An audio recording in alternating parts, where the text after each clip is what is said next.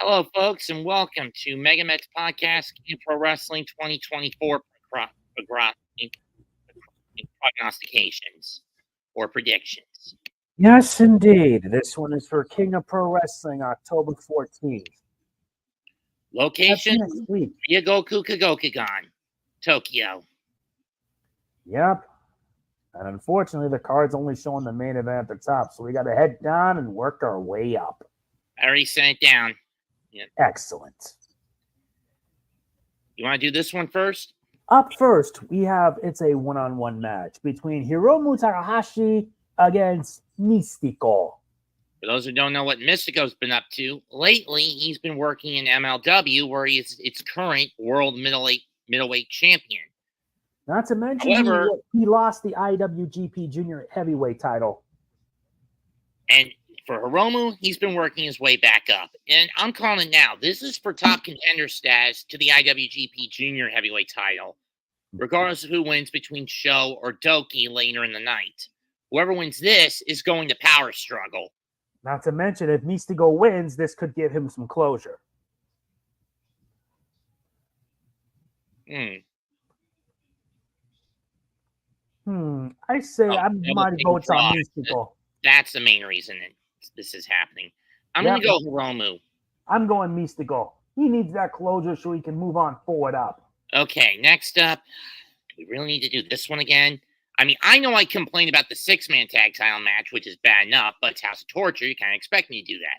But this one, while both teams are good, it's still worse when you consider we've done this at least 2 or 3 other times over the last year plus. For the IWGP Junior Heavyweight Tag titles, Bullet Club War Dogs, Clark Connors, and Drilla Moloney in their 4th defense, I believe, take on the Intergalactic JetSetters, Kevin Knight, and KUSHIDA. Yep. I ask again, do we really need this match again? We got this match at last year's KOPW. This is starting to become a once-in-a-year tradition. I'm just saying, we don't really need a repeat. I agree. That said, do I think it'll be a good match? Yes. Do I think the JetSetters are going to win? No. Because these are my dogs for real. I'm taking Connors and Moloney. Fair enough. I'm also taking the War Dogs. Let the War Dogs howl, so they deserve their victory. Your turn. Now, our next match is for the IWGP Tag Team titles. On one side, you have TMDK, Shane Haste, and Mikey Nicholls versus Bullet Club's Road Army, Bad Luck Fale, and Caveman. It's Fale. Fale? Oh, I can't even get that name right. Bad Luck Fale and Caveman. It's Fale, but whatever. Anyway, this came about not from an event that happened in Japan, but from their Oceania branch, Tanahashi, where got a pinfall victory over Mikey Nicholls, which led to a challenge by Fale. My, oh my. It's been almost over 2 years or so since Fale's been on Japanese soil to wrestle. Last time we saw him was the World Tag League, where he and Chase Owens of 2022, where unfortunately he and Chase Owens had to pull out due to the death of Chase's grandmother. Oh, man. That's gotta hurt. But that said, you got 2 basic huge cuts of beef Shane and Mikey have to fight. I'm not sure they can get them up for some of their signatures. I don't even think they can get them up for the Tank Buster. But by hook or crook, are they going to get out of there with the titles in hand? I say yes. And then they can focus on Tanahashi and Ishii at Royal Quest on the 20th. Yep. So yeah, my pick to win, TMDK. I'm voting for the Rogue Army because it turns out that UG wants to make a name for himself on the Australian independent scene. And with Bad Luck Fale at his side, I hope that he can pull it off. Next up for the Never Openweight Championship, Shingo Takagi defending against the returned Ryohei Oiwa of TMDK. They've only faced each other once when Oiwa was a young lion. And like I said, Oiwa only having recently returned from a roughly year-long stint in Noah, where he was put in the harness his tool, sharpen his toolbox. Then again, when you think about it, when he turned down the offer to join All Rebellion, it makes sense. Behind the scenes, Oiwa was already striking up a deal with Zack Sabre Jr. to join TMDK. Yep, indeed. I'm surprised he's not going to bother trying to cash in a possible GHC heavyweight title match because he got a draw out of Kiyomiya. Indeed. That's kind of sad when you think about it. Yes, it is.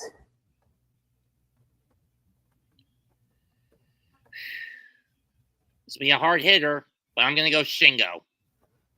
This is going to be a tough one. I'm also choosing Shingo. Sorry, Ryohei. I'm taking the next one. This one for the NJPW World TV Championship. It's a three-way dance. Oh my God. Jeff Cobb versus Ren Narita versus Yota Tsuji. And this is going to be a mixed bag in my view because of Narita being a House of Torture acolyte. Of course he is. Not to mention Yota Tsuji and Jeff Cobb delivered a solid 15-minute match that ended in a draw. Back in Cork in September 9th.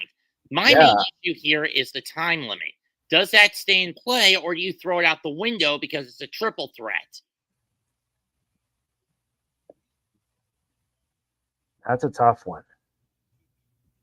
Because traditionally with this belt, every match is wrestled under a strict time limit of 15 minutes. We never had, this is the first time it's being done under triple threat setup. Mm-hmm. So how do you set this up? I mean, Cobb is proven to be a fighting champion with the defenses he has been able to be given. The problem is it's a three-way dance. And in a three-way dance, anything can happen. It's true.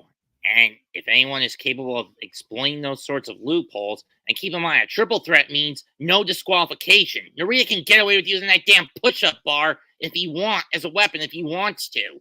Yeah. I really want to put my neck in a noose for this, but I'm going to go with the upset special here. Ren Narita leaves with the TV title. I have the champion retaining.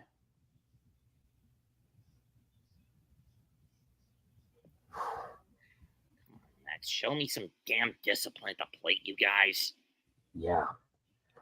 Now we reach the sixth match. Thankfully, this will not be for the Never Six-Man, as this is Hiroshi Tanahashi's 25th anniversary match. It's a six-man tag. He teams with Shota, Umino, and El Phantasmo against the House of Torture combo of Evil, Yujiro Takahashi, and Yoshinobu Kanemaru.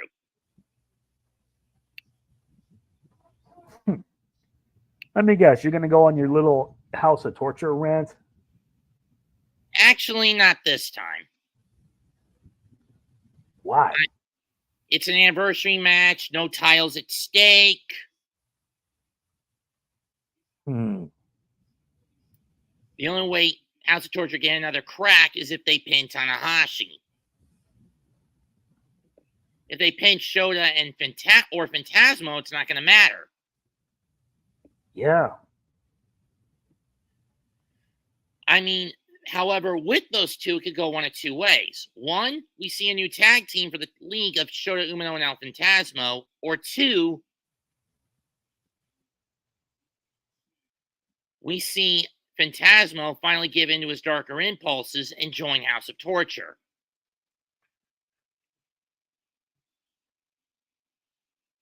It's one of those two outcomes in my mind with this match.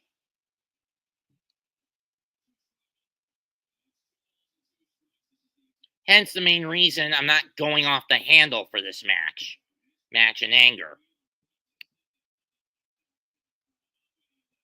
No. I mean, I know you'd want me to rant and rave. I know. I'm just going to make my vote and have Tanahashi and his team send the House of Torture packing.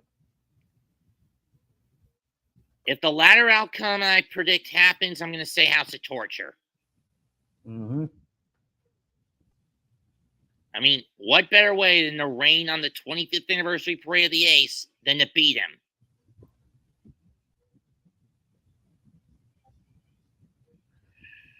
All right. Now we move on to this one.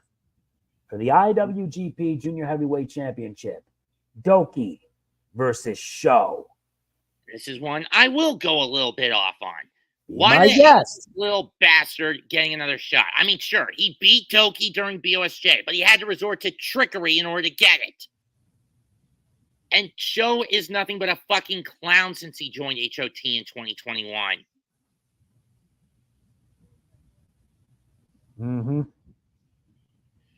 It's just been so frustrating because I know this guy is a good wrestler. He just doesn't want to do good wrestling anymore because he's so bought into Evil's bullshit. Answer me this, Sho. If Tanahashi beats Evil at Wrestle Kingdom and the House of Torture officially dies, where are you going to go? Chaos isn't going to take you back. Just 5 guys might as well cut your damn head off for all the shit you put him through last year. And LIJ, United Empire is a bad fit. And of course, Yep. LIJ wouldn't want you. Your only option would be to be with the War Dogs, but you'd be on a very tight leash under David Finlay. You'd have to toughen up instead of playing the role of a fucking fool. Mm-hmm. Why do you think, Sho, if you were in... People may not like the War Dogs, but they respect them because they're at least showing fighting spirit, grit, and above all, they're not resorting to shortcuts 7 out of 10 times. House of Torture, on the other hand? You guys are a fucking joke!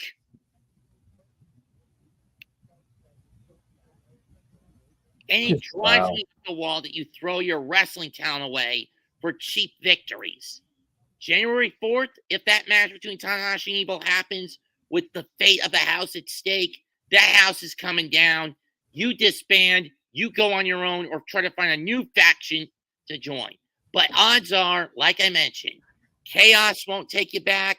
LIJ won't have anything to do with you. Just 5 guys with you're not a good fit in the United Empire, and just 5 guys would flat out kill you.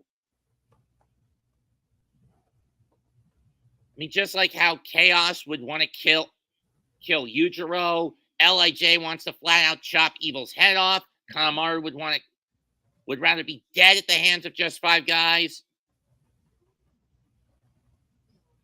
And like I said, none of the United Empire would take none of you fuckers in. Indeed. Doki, show me a Doki Choki and suffocate this little motherfucker. My vote's on Doki as well. Make showstopper. For the IWGP Global Heavyweight Championship. Seriously, they should have saved this one for Power Struggle, but whatever. David Finlay. It's my main event. I'm just saying, I mean, you could have had this as the main event of Power Struggle. Because they hardly ever put the world title on the line at the November show. Yeah, hardly.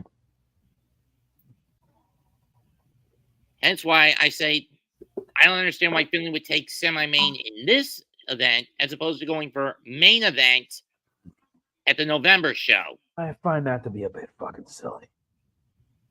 Anyway, has Goto won major singles goal in the past? Yes, he's a 5-time never openweight champion and a 2-time intercontinental champion. But has he stepped it up in the main event, been able to perform top quality and get W's in the main event? In most cases, no. That is something Finlay is going to exploit in this matchup. And this will help him rectify the G1 loss he got against Goto. Imagine if Goto's wife and kids were in the stadium, in the sumo hall watching this, and they saw their husband and father basically getting mutilated by this gaijin, which wouldn't be too far of a stretch of an outcome. I say Finlay rectifies his G1 loss and beats the other half of Bishamon. Mm-hmm. Where do you stand, partner? This is going to be tough as nails to choose. David Finlay is the champ, but Hiroki Goto's got his work cut out for him. Damn. This is going to be tough. I'm picking Goto. That you're upset? Yeah, I'm voting on upset. Finally, the main event, and I'm bringing the coin out for this. For the IWGP World Heavyweight Championship. Zack Sabre Jr. choosing to cash in his G1 shot at this event instead of Wrestle Kingdom against Tetsuya Naito. I understand the strategy. Burn it almost instantly instead of drawing it out at Wrestle Kingdom. And on the other hand, even if Zack loses, he's got a backup in a rematch for a G1 victory he holds over Naito. So they could use at Wrestle Kingdom. Yeah. And when you consider how battered Naito has been this year, detached hematoma, which has led to double vision, knee issues, back issues, neck problems, hip issues. Zack has a plethora of targets he can utilize. He can go after on Naito's body. Yep.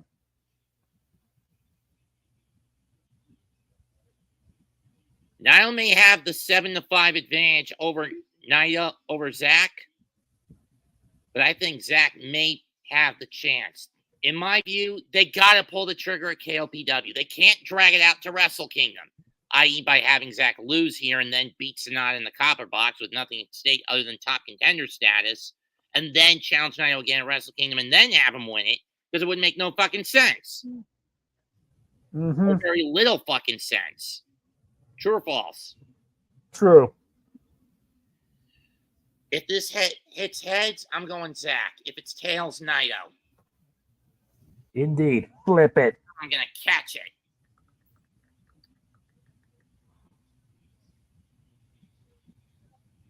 Heads.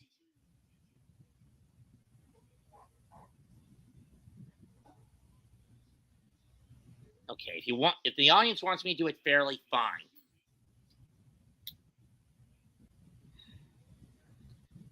It land on tails, but in this case, fuck the coin. Know what I mean? Yep.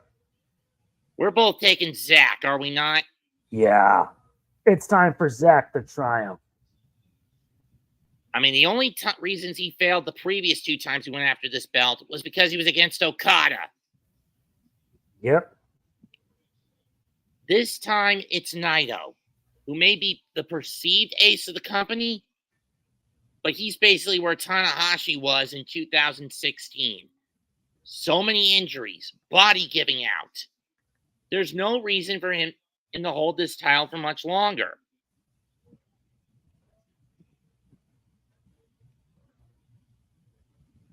So I say, let's pass the torch to the first Brit to hold the IWGP World, and the second ever Brit to hold the IWGP World Heavyweight Championship.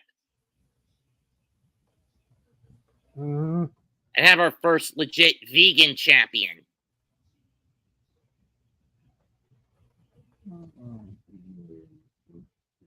Can't the frontman ride it to victory? He's had pretty good momentum over the past 2 years. Inaugural year-long reign as World Television Champion. He won this year's G1. Let's culminate it with him becoming the next IWGP World Heavyweight Champion. Let's see if the technical wizard still got some magic up his boots. Because he's going to need every trick in the book to pull this one off. Will he not? Yeah. That's it for tonight's MegaMets, our debut on the Big Blue Crew Sports Network. Comment, like, and subscribe to not just Mega and myself, but also all the members of the Big Blue Crew. Big Pat, G Nation, Big Lou of G Nation, Unpopular Opinion, Man Cave Podcast, Coach Eddie, Zion Zenith, King Raph, Wales 421, Wales to New Jersey, classified 4 with Joel, 4F with Joel, and all the members of the crew. Goodbye and good night. Bang. Peace out. Thanks for the help, Jose.